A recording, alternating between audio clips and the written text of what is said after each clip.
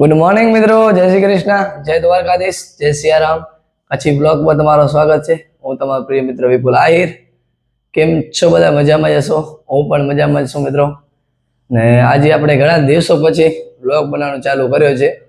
હમણાં થોડાક આપણે કામના હિસાબેથી બ્લોગ નહોતા બનાવી શકતા, તો આજે પહેલો નોરતો છે ને આજેથી શરૂઆત પાછી કરી. રેગ્યુલર બ્લોગ આવી જશે અને નવરાત્રિની તમને બધાને હાર્દિક શુભકામના. અને બધા આજે તો રાસ ગરબા રમશે. હું પણ દાંડિયા જઈશ અને બેદીથી આપણે દાંડિયા ગયા હતા, એનો બધા બ્લોગ નથી બનાવ્યો, પણ થોડોક બાબુભાઈના પ્રોગ્રામમાં ગયા હતા રમવા, એનો રાસનો વિડીયો છે એ આપણે અપલોડ કરશું યુટ્યુબ પર. તો હાલો મિત્રો, આજે તો હવે માધા પર નથી જવાનો, ઘેરથી ગયા નથી હમણાં થોડા ટાઈમથી કામ કરવા માટે. થોડાક ઘરે કામ હિસાબ બહુ હતો એટલા માટે ઘરે જ રહ્યા હતા આપણે. આજેથી હવે બ્લોગ બનાવવાનું ચાલુ કર્યો છે, તો થોડોક આજે નવીન તમને બતાવતા રહેશું.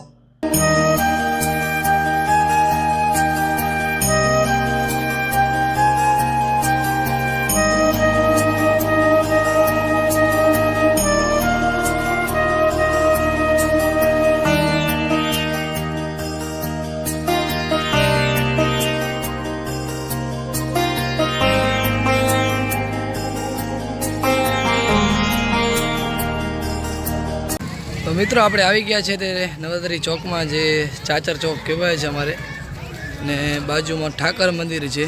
તમે જોઈ શકો છો સરસ મજાનો ઠાકરના ઉપર લાલ બોર્ડ તમે જોઈ રહ્યા છો અત્યારે.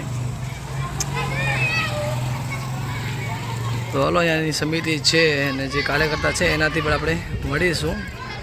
તમે તે જોઈ શકો છો સરસ મજાની રીતે શણગાર કરેલો છે બધો.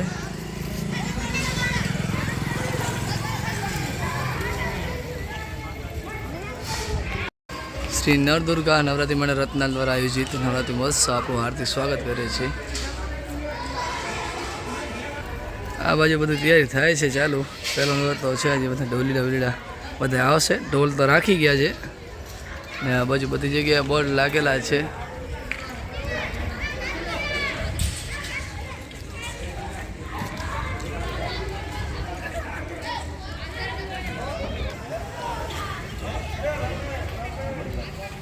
તો ચાલો મિત્રો, હવે નવરાત્રિના જે બધા કાર્યકર્તા આજે નથી, પણ જે છે આપણે ત્યાંથી આપણે વાતચીત કરી. તો બધા મિત્રોને જય માતાજી. જય માતાજી. તો આપણે જરાક તમારું નામ જણાવજો ને આ જે કાર્યક્રમ થાય છે નવરાત્રિ મહોત્સવનો, એ કેટલા વર્ષોથી થાય છે અને કેને સ્થાપના કરી એ તમે થોડીક જાણકારી આપજો. મારું નામ નંદલાલ મહાદેવા છાંગા. અત્યારે આ નવરાત્રિનો હું પ્રમુખ છું. આપણે રત્નાલ ગામની નવરાત્રિની વાત કરીએ તો 1979થી નવરાત્રિ થાય છે. અને અહીંયાની સ્થાપનાની વાત કરીએ તો બચ્ચુ ભગત આપણા હતા રત્નાલના, અત્યારે સ્વર્ગવાસ પામ્યા છે. એણે આ નવરાત્રિની શરૂઆત કરી હતી અને હજી સુધી આ નવરાત્રિ પ્રાચીન રીતે જ થાય છે. પહેલે બહેનોનો રાઉન્ડ હોય, પછી ભાઈઓનો રાઉન્ડ હોય છે. ને આનામાં કલાકાર કોઈ બહારના આવે છે કે પછી ગામના લોકો જે હોય છે કે? પહેલે અમે ગામનાઓને ચાન્સ આપીએ છીએ. ગામના ન હોય તો વળી અડધા 5 દિવસ 12 ગામના કલાકાર આવે છે. હમણાં પછી ગામના જ હોય છે? ગામના પહેલા ગામનાને મહત્વ આપીએ છીએ. અને નવરાત્રી કેટલા વાગે સ્ટાર્ટ કરો છો ને કેટલા વાગે પૂર્ણ કરો છો તમે? નવરાત્રી અહીંયા સ્ટાર્ટ થાય 9:30 વાગે અને 12:30 વાગે પૂરી થઈ જાય. 12:30 વધુ 1 વાગે પૂરી થઈ જાય. બરોબર. એનામાં પછી કઈ જૂની રમતો અલગથી આવે છે કે પછી જે રાસ ગરબા હોય છે? રાસ ગરબા સિવાય કોઈ રમત, નવી રમત બંધ. ખાલી પ્રાચીન રાસ રમવામાં આવે. અને પછી જે તમારે આપણે હમચી કહે છે, હા, એક અમારે લાસ્ટમાં નવરાત્રી પૂરી થાય ત્યારે દેશી હમચી કહેવાય, એ હમચી બોલાવીને નવરાત્રી પૂર્ણ થાય છે. હા, તમે જોઈ શકો છો બધા જે કાર્યકર્તા બેઠા છે. બીજા બધા અત્યારે તૈયારી ચાલુ છે એટલા માટે ગયા છે. થોડું ભગુભાઈ ને પૂછા કરીએ. ભગુભાઈ, કેમ છો? કેવી ચાલે નવરાત્રી તૈયારી? મોજ લાગી પડી છે. આમ થનગનાટ થાય છે. કેટલા દિવસોથી વાત કરતો હવે નવરાત્રી આવી ગઈ. આ નવરાત્રીમાં તમે કેટલા વર્ષોથી તમે દાંડિયા રમો છો? તમે તો પ્રખ્યાત છો બધી જગ્યાએ, ઇન્સ્ટાગ્રામ, યુટ્યુબ કે પછી ફેસબુક, આ સોશિયલ મીડિયામાં તમે તો બહુ અત્યારે જ્યાં જોઈએ કે ભગુભાઈનું નામ બહુ છે રત્નાલમાં. તો એટલે સોશિયલ મીડિયા આવ્યો તો એના પાછળ નામ વધારે ચમક્યો. પણ અમે તો લગભગ મને થોડો સાંભળે છે 84ની સાલમાં અંદિરા ખાતી મરી ગઈ. તેથી અહીંયા આપણા સાહેબની બધા અહીંયા ફૂલ ગરબી કરતા ને તેતું મને સાંભળ્યું તેતું રાસ રમી છે અમે. તેથી હાવ નાના હતા અને તેતુણા દેશી ગરબા અને દેશી ઢોલ અહીંયા રાસ રમી છે. બરોબર. તમારા મતે તમે જે રાસ રમો છો એનામાંથી પણ તે નાના નાના છોકરા શીખતા હશે ને કે આમ ભગુભાઈ રાસ રમે છે એવી રીતે આપે પણ રાસ રમી. હા, છોકરા શીખે છે. ચાલખી હોય, દાંડિયા રાસ હોય, બેસણી હોય. છેલ્લે ગરબી જયારે પૂરી થાય ત્યારે હમચી બોલાય, હનુમાન બડા બંક તારા દેશ માથે ડંક. દેશી ઢોલ માથે દેશી રમત રત્નારમાં રમાય છે. બરોબર. ઈ જે આપણે તમે કીધું કે છેલ્લે ભાગે હમચી, એ હમચી કોણ બોલે છે? હમચી અહીંયા ભીખો ભગત, પેલા વાઘો ભગત બોલતા, હવે ભીખો ભગત બોલે છે. હનુમાન બડા બંક તારા દેશ માથે ડંક, તમે જીતી લીધો લંક રે હનુમાન બડા બંક. એને હમચી કહેવાય. હમચી બોલાઈ જાય એટલે ગરબી પૂરી. બરોબર. અને આપણે આરતી, આરતી તો આપણે બધા ગામ લોકો બધા સહમત ભેગા થઈને જ બોલતા હશે ને? હા, આરતી અહીંયા 5 થી 8 જણા આરતી બોલે. અને આરતી જે ઉતારનાર હોય 5 થી 8 આરોગ્ય માટે જેને પ્રસાદીનું નામ જેને લખાવ્યું હોય એ બધા આરોગ્ય માટે અલગ અલગ રીતે આરતી ઉતારે અને ગામના લોકો આરતી બોલે. પછી શરદ પૂનમ નું કાર્યક્રમ ને દશેરાનું કાર્યક્રમ કેવી રીતે હોય છે? કે રાવણ નું હોય છે કે નથી હોતું કઈ? આ દશેરાને દિવસે અહીંયા ગ્રામના લોકો બધા ભેગા થઈને મોટામાં મોટો રાવણ બનાવે, જે કચ્છની અંદર પહેલા નંબરનું રાવણ છે. તો રાવણ જે અહીંયા લગભગ 10 વાગે ગરબી પૂરી થાય એટલે ગ્રામના લોકો ગરબો લઈ અને રવાના થાય. એના પહેલા રાવણ લઈ જાય ત્રાવે અને ગરબો ત્રાવમાં તેરવી અને પછી રાવણને હરગાવીએ અને જય માતાજી. બરોબર. અને એ તમે રાવણ બનાવો છો એ પહેલા બનાવતા કે હમણાં કે 10-15 વર્ષોથી રાવણ બને છે? વર્ષોથી, ઘણા વર્ષો થઈ ગયા. રાવણ બનાવવામાં બધી જ્ઞાતિના લોકો મહેનત કરે છે. બધા હોય છે? આ બધા હોય છે. ગામના સૌ લોકો આવે છે? ગામના. બરોબર. મેન રાવણ બનાવવો તમારો હાથ છે? હા, એટલે મેન બનાવવા વાળા ઘણા લોકો છે. એક મેઘોભાઈ ને એક હું, એટલે અમે ટ્રેક્ટરમાં રાવણ ઉપાડી જઈએ એટલી અમારી જવાબદારી છે. કોઈ કટાડો ન કરે ને અમે થોડોક બાર કરવો પડે એટલે કે છે હાલો ભગુભાઈ ને કહીએ તો આ બધા રાવણ પહોંચાડી જવાબદારી અમારી છે. અને ત્યાં ગરબો તરીએ ત્રાવમાં એટલે રાવણ હરગાવી દઈએ. પછી શરદ પૂનમ ના દિવસે કાર્યક્રમ કેવી રીતે હોય છે? શરદ પૂનમ ના દિવસે મેન મોટા કલાકાર તેડાવીએ અને દેશી ઢોલના તાલે લગભગ 3 થી 4 વાગ્યા સુધી માતાજીના ગરબા, દેશી રમતું, દેશી ઢોલ અને દૂધ પૌવા આખા ગ્રામજનોને, ગામથી બહારના જે કોઈ આદિવાસી કોઈ પણ જ્ઞાતિના લોકો આવે, હિન્દુ સમાજના વાડી ઉપર જે કામ કરે છે એ પણ લોકો આવે છે. એને બધેને દૂધ ને પૌવા આપવાના અને 500 લીટર દૂધ પૌવા એ બધો મોરથી અહીંયા પછાડને ચાલુ કરી નાખી બનાવવાનું અને બધાને બાટી દેવાનું. અને પછી દાંડિયા રાસ રમવાનો. બહેનોનો રાઉન્ડ પૂરો થાય એટલે ભાઈનું રાઉન્ડ અને બોય 3 વાગ્યા સુધી એકદમ આનંદ અને ઉલ્લાસ. થાકલો લાગતો નથી તમને? 4 વાગ્યા સુધી રમવો તો દાંડિયા રાસ? થોડો થોડો થાકલો લાગે. પાણી પીએ એટલે પાછા ટનાટન થઈ જાય. જય માતાજી. જય માતાજી. દશેરાના 500 કિલા જલેબી.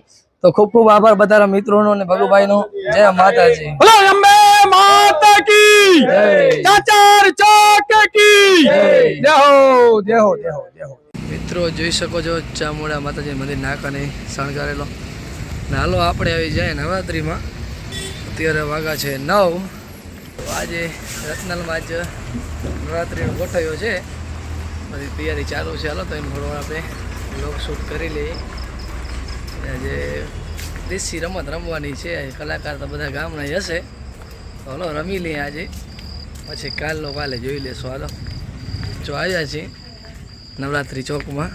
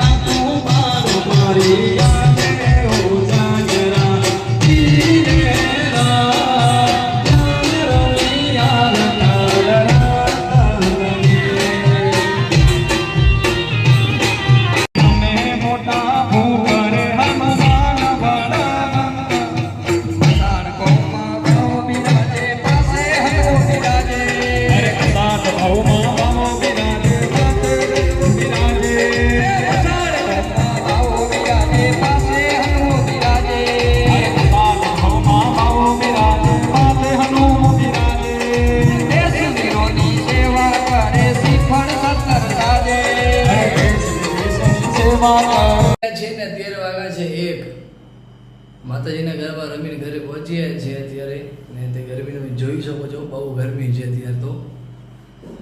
ને આજે તમે વ્લોગમાં કાંઈક નવું જ જાણ્યું હશે કે આજ વ્લોગમાં તમને એમ દેખાડ્યો કે માતાજીના ગરબા રત્નાલના નવરાત્રિ ચોક કે જે લાઇટ ડેકોરેશન છે, સાઉન્ડ સિસ્ટમ છે, એ ઢોલીડા છે, બધા આજે બહુ રાસ ગરબા સારી રીતે રમાણા ગવાણા, માતાજીની આરાધના કરી અને પછી તમને વાત કરી આરતીની. તો પછી જે જૂની પરંપરા મુજબ જ આજે આરતી કરવામાં આવી હતી.